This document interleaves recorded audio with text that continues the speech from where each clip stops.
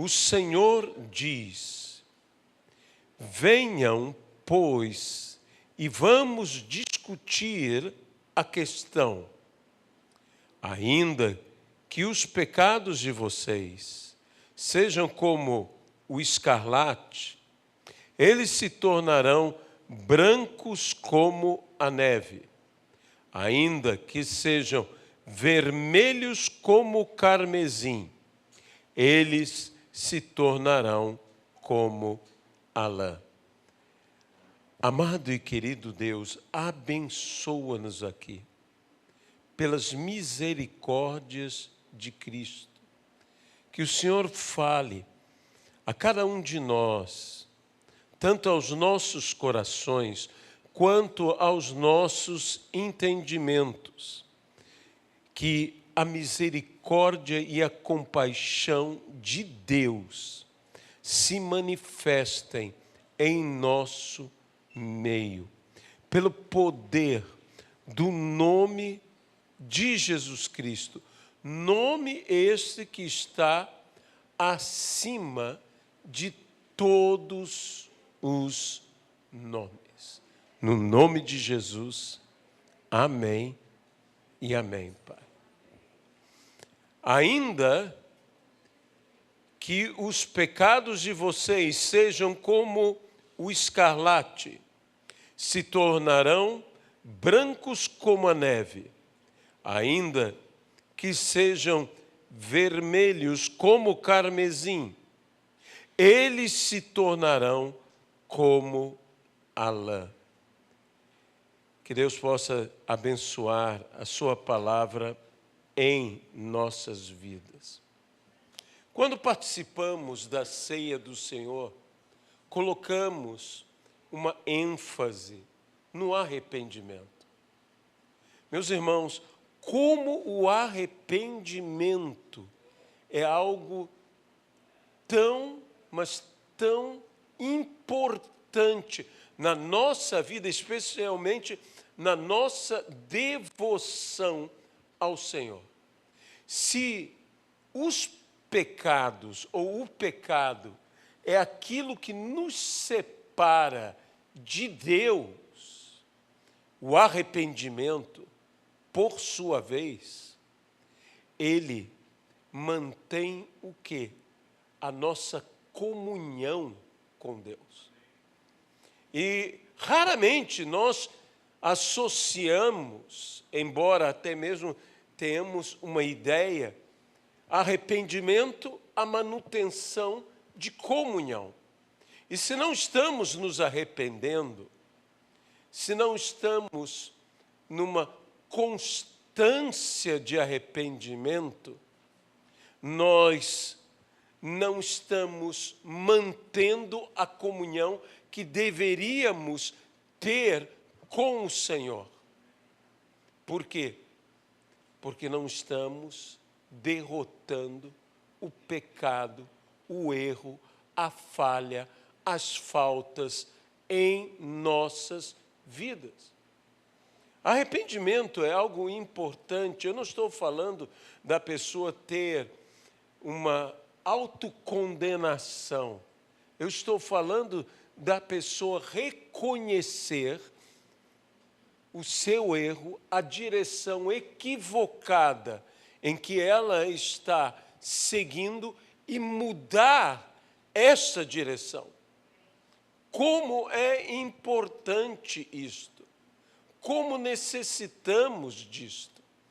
E o profeta Isaías, o mais evangelista de todos os profetas do Velho Testamento, ele nos fala esta palavra maravilhosa, dizendo: ainda que os seus pecados sejam como escarlate, eles se tornarão brancos como a neve. E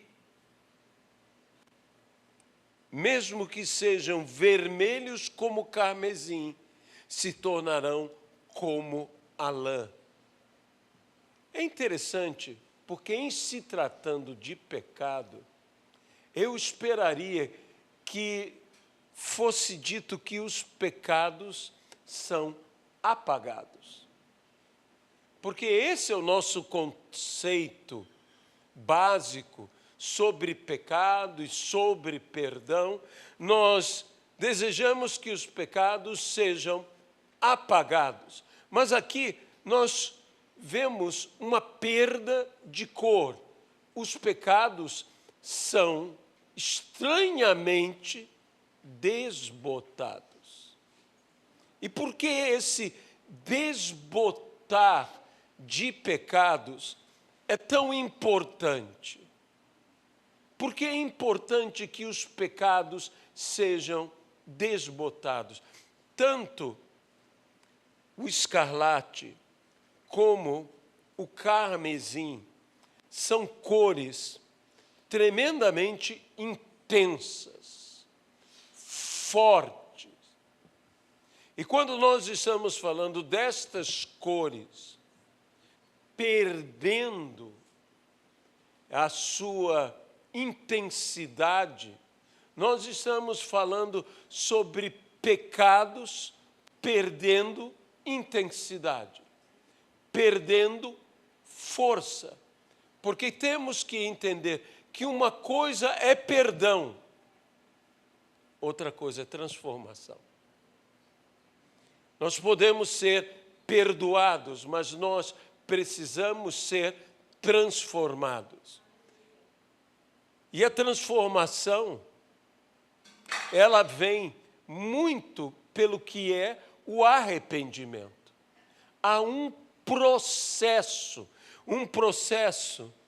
de desbotamento, um processo em que o pecado vai perdendo força em nossas vidas. E a isso nós chamamos de quê? Santificação. Sem a qual ninguém verá a Deus. É por isso que a Bíblia nos diz, se confessarmos os nossos pecados, Ele é fiel e justo para nos perdoar os pecados, mas não para aí, e nos purificar de toda a injustiça. Esse processo de purificação é o processo de santificação, é o processo de desbotar a intensidade do pecado em nossas vidas.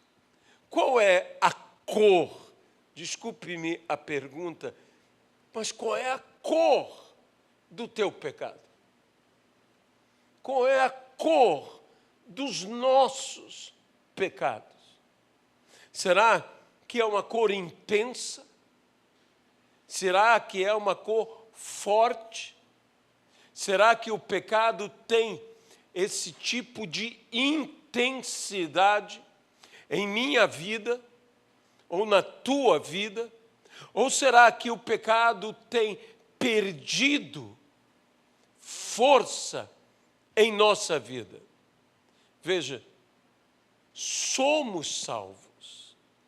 Não mais estamos debaixo do domínio do pecado. É o que Paulo nos diz na epístola de Paulo aos Romanos. Não mais estamos debaixo do domínio do pecado. Mas também nos diz a palavra que nós não devemos nos colocar de novo debaixo de jugo de servidão, do qual fomos libertos. De modo que nós carecemos, que nós precisamos desta purificação. Normalmente nós pensamos apenas no perdão. E que veja, eu não estou dizendo que o perdão não é importante. O perdão é essencial. Mas eu preciso ir além do perdão. Eu preciso entrar neste processo, e é um processo. A Bíblia diz que nós somos transformados. E transformados de glória em glória, de vitória em vitória, à imagem e semelhança do Senhor. Ou seja, nesta transformação, há coisas que nós perdemos e há coisas que nos são acrescentadas. Quando alguém iria fazer uma imagem, esculpir uma imagem, ele teria que tirar material para que a imagem surgisse. Muito se fala sobre, talvez, o maior escultor que tenha existido sobre a face da terra, Miguel Ângelo. Porque é impressionante, realmente, tudo o que ele fez. E que ele tinha uma capacidade de usar ao máximo as peças de mármore com as quais ele trabalhava. Mas o interessante é que Miguel Ângelo, quando olhava aquela peça bruta, ele olhava e via, e chamava, literalmente chamando a existência, a imagem que ele esculpiria. Assim foi quando ele viu aquela grande pedra de mármore e ele esculpiu a figura de Moisés. Ele diz: Moisés está aí dentro. E ele precisa sair. E ninguém que olhasse aquela figura, daquele bloco bruto de mármore, estaria enxergando aquela estátua magnífica que Miguel Ângelo esculpiu. Até mesmo a mais famosa, porque para mim, 3 grandes estátuas de Miguel Ângelo: Moisés, La Pietà, que é Jesus sobre os braços de Maria, e, indiscutivelmente, o Davi de Miguel Ângelo. Este Davi, quando foi ser esculpido, ele tinha uma história muito particular, porque a gigantesca pedra tinha sido trazida para que outro artista trabalhasse. Mas, infelizmente, esse artista, quando golpeou, quebrou a pedra e deformou a pedra.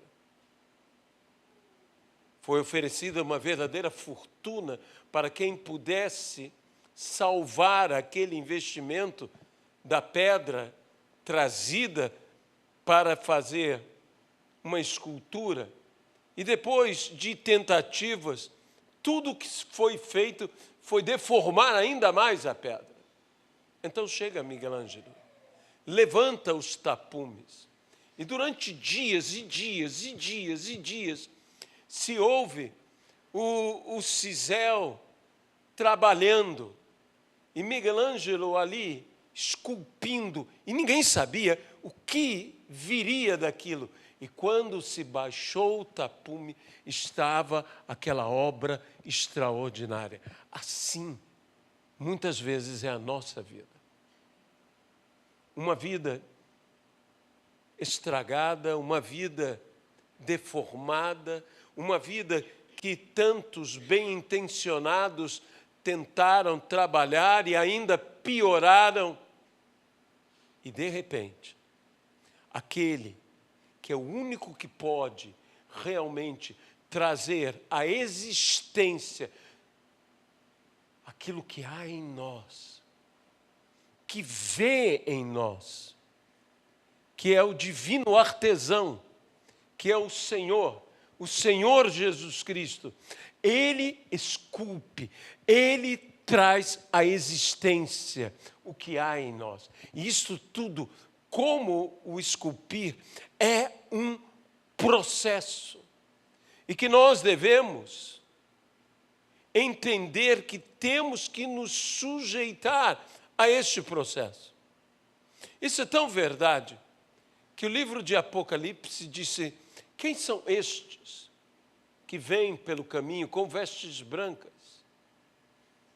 E nos fala a palavra sobre estes que não somente foram lavados no sangue do Cordeiro, mas que alvejaram, que clarearam as suas vestes no sangue do Cordeiro.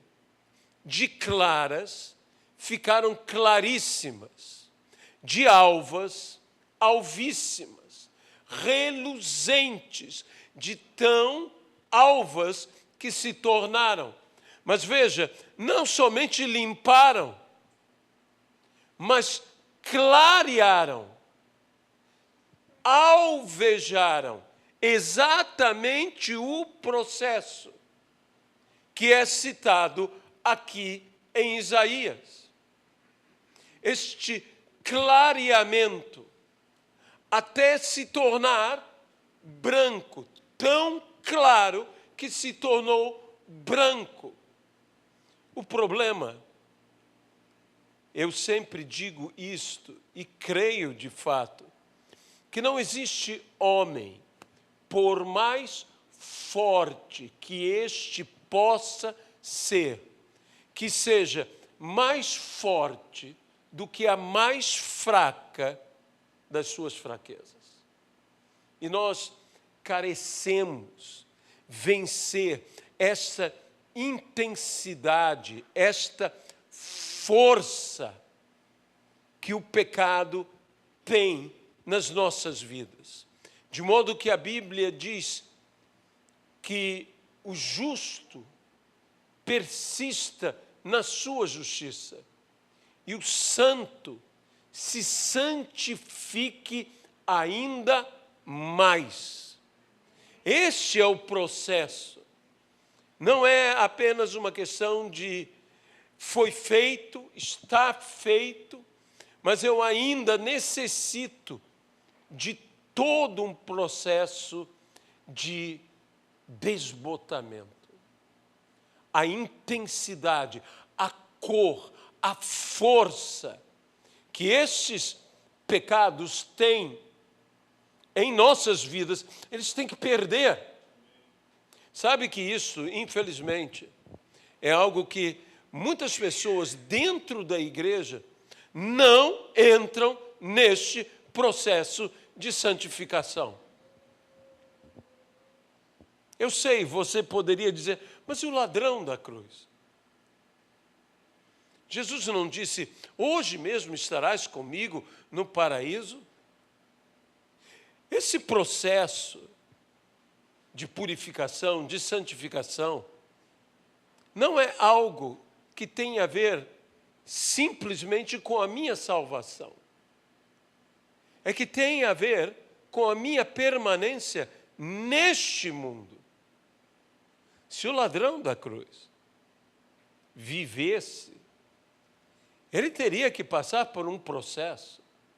O próprio apóstolo Paulo, que depois de se converter, teve a sua vida, viver a sua vida, ele teve que mudar em muitas coisas. Paulo mesmo, na epístola de Paulo a Filemon, ele diz uma expressão que é tão reveladora, ele disse, eu, Paulo, o velho. É como o salmista, fui moço e agora sou velho, mas jamais vi nem o justo, nem o filho do justo, ou mendigar o pão, ou passar necessidade. Ele tira uma conclusão pela experiência da sua vida. E o apóstolo Paulo, ele, na experiência de sua vida, ele disse, embora eu pudesse exigir prefiro pedir. Um Paulo transformado. Um Paulo diferente. Não só um Paulo envelhecido, mas um Paulo amadurecido. Porque tem gente que envelhece e não amadurece. E nós vemos aqui um Paulo maduro. Por que Paulo é maduro e nós o reconhecemos como maduro? Porque reconhecemos uma diferença entre o Paulo jovem e o Paulo velho. Porque houve um processo todo de transformação. A transformação faz parte da nossa vida. Todos nós somos transformados. O problema não é ser transformado. A pergunta é, no que eu estou me transformando? Porque todos nós mudamos. Como eu estou mudando? Nós vemos na história de Jacó e Esaú, como Jacó foi transformado. Como Jacó mudou. A vida o mudou? Sim, mas eu diria, Deus o transformou. Assim, ele mudou a tal ponto que o Senhor mesmo mudou o seu nome, de Jacó a Israel, o campeão de Deus. Esaú, seu irmão, também mudou. Ele deixou de ser Esaú e também mudou o nome. Passou a ser Edom, o vermelho, o sanguinário. Eu diria, Jacó mudou para melhor, mas Esaú mudou para pior. E por que ele mudou para pior? E note muito bem o nome que é dado a ele, vermelho, intenso, sanguinário, o que derrama sangue, violento. Por que ele mudou? A Bíblia nos diz que, embora até com lágrimas buscasse o arrependimento, não o encontrou. Ele não se rendeu a um processo de arrependimento. E Jacó, este se arrependeu. E por isso ele foi transformado. E por isso ele foi mudado. E que nós, todos nós, necessitamos de verdadeiramente nos render a este processo de santificação, nos arrependendo. E o que diz aqui a palavra, venham e discutamos a questão. Em uma versão diz, arrazoemos. Eu gosto muito da versão arrazoemos, porque eu cresci com essa versão. E arrazoar é chegar a uma razão comum. Ora, Deus falar comigo, que quer arrazoar comigo, porque arrazoar é eu dar as minhas razões a Ele, e Ele dar as razões dele a mim, e buscarmos esse entendimento. Eu tentar convencê-lo, e ele tentar me convencer. E quando eu penso em me convencer, imediatamente eu me lembro do que a Bíblia nos diz, que o Espírito Santo é quem convence do pecado, da justiça e do juízo. Eu preciso dar a vez ao Espírito Santo para que Ele possa me convencer. para que Ele possa arrazoar comigo, para que Ele possa me convencer do meu pecado, Ele possa me convencer da justiça de Cristo, Ele possa me convencer do juízo que vem sobre o rei deste mundo, sobre o adversário de nossas almas. Ele possa me convencer. E quando Ele me convence, aquilo que antes era intenso na minha vida, vai perdendo força na minha vida. Aquilo que antes eu dizia, mas eu tenho tanta dificuldade. Paulo diz, e é uma verdade, o bem que eu quero fazer, eu não faço. E o mal que eu não quero fazer, eu venho a fazer. Nós diríamos, essas coisas são mais fortes do que nós. Mas ele também diz que o Senhor realiza em nós tanto o querer quanto o executar. O Senhor irá realizar todas essas coisas, mas eu preciso dar oportunidade, ou seja, ouvir ao Senhor. Veja, o versículo 19 deste texto nos fala, se estiverem dispostos a me ouvirem, vocês comerão do melhor desta terra. Versículo 20, mas se recusarem e forem rebeldes, vocês serão devorados pela espada, porque a boca do Senhor o disse. É comer ou ser devorado. E o comer ou ser devorado está associado a dar ouvidos, a permitir-se ser convencido. Muitas vezes nas Sagradas Escrituras me chama a atenção que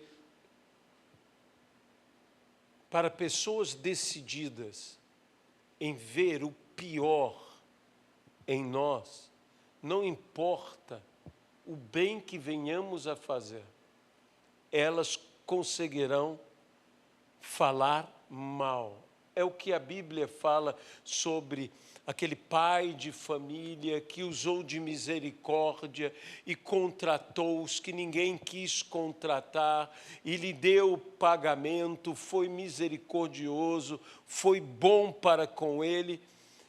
E a Bíblia então nos diz algo interessante, que os que vieram primeiro reclamaram dizendo, nós merecemos mais. E eles falaram contra aquele Senhor. E o Senhor disse, porque os seus olhos são maus, eu não posso ser bom. Veja, eu esperaria que eles dissessem, porque a sua boca é má. Porque o que eles estavam fazendo era falando mal. Uma língua má, uma língua perversa. Mas foi dito, porque os seus olhos são maus. Porque nós falamos com a boca, mas nós julgamos com os olhos. Essa é que é a verdade. Nós julgamos com os olhos. E é pelos olhos que todas essas coisas entram. É interessante que a Bíblia, falando sobre a tentação, fala que cada homem é tentado pelo que vê. Isso o atrai e o seduz. E não estou falando apenas daquilo que nos agrada, mas também da forma como vemos. Porque aqueles pecaram, porque os olhos deles eram maus. E eles estavam, portanto, dando lugar, a Bíblia diz, e o pecado, uma vez consumado, gera a morte. Como os nossos olhos julgam. Como existe isso no nosso meio e que a Bíblia mesmo diz e nos diz sobre purificação, disse, se vocês tirarem do vosso meio o olhar que julga e o dedo que aponta. Meus irmãos, essas coisas só existem porque não existe arrependimento. É mais fácil a gente exigir arrependimento dos outros do que buscar arrependimento próprio. Mas hoje nós estamos aqui para participar da ceia do Senhor. E a Bíblia diz, examine-se, pois, o homem a si mesmo. E assim coma do pão e beba do cálice. Está falando claramente sobre o quê? Sobre arrepender-se. Está falando claramente sobre esse processo de santificação que nós todos precisamos viver. Hoje santos, amanhã mais santo ainda. Perdendo a força em nossa vida do que são os nossos erros. O grande problema do meu pecado, que eu espero que me entenda, é que ele é meu. E tem pecado que é tão nosso que vira pecado de estimação, que a gente gosta daquele pecado. A gente gosta. Você já viu gente que fala da vida dos outros, mas que coisa como eles gostam de falar da vida dos outros. E quando fala, dá um frenesi até na pessoa, porque é um pecado de estimação.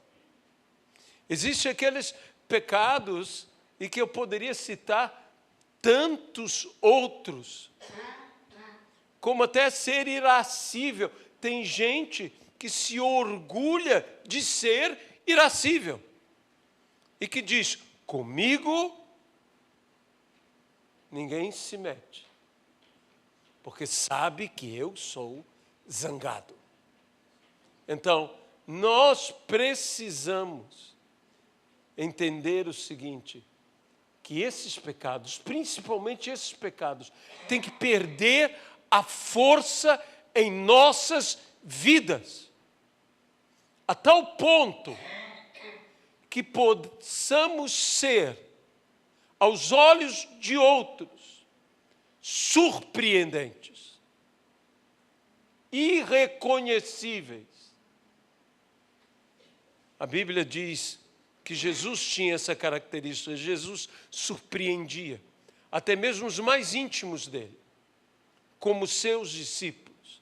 Quando Jesus ordenou a tempestade, que a tempestade parasse, e os seus discípulos questionaram uns aos outros, afinal de contas, quem é este? Que até o vento e o mar lhe obedecem. Nós precisamos ter uma mudança tão radical em nossas vidas que seja algo surpreendente, que nos tornemos irreconhecíveis. Eu não fui chamado simplesmente para ser salvo e continuar pecador. Ou continuar, melhor dizendo, na prática do pecado. Eu fui chamado para, sendo salvo, ser santo. Santo. E isso está ligado ao que é de fato salvação. Pois a Bíblia diz, sede santos, como santo é o vosso Pai que está nos céus.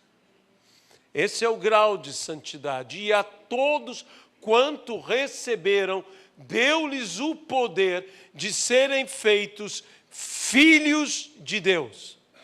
A saber, os que creem no seu nome.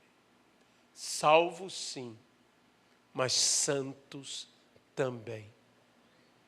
A mesma graça que nos salva é a graça que nos santifica. No nome de Jesus Cristo. Vinde, pois, e arrazoemos. Senhor nosso Deus, nós queremos aqui, Senhor, pedir ao Senhor que o Senhor nos abençoe nesse momento. Que possamos, ó Pai, nos arrepender e nos arrepender cada vez mais, sendo, ó Senhor, todos nós livres, libertos, que o pecado, a força do pecado, não esteja mais exercendo o seu poder em nós. Santifica-nos. Santifica-nos na verdade. A tua palavra é a verdade. Nós queremos aqui, ó Senhor, não apenas nos arrepender, mas queremos tomar uma postura de um arrependimento, de nos arrependermos cada vez mais, de uma mudança, de cada vez mais sermos transformados à imagem e semelhança de Jesus Cristo, o autor e consumador da nossa fé. No nome de Jesus, amém e amém.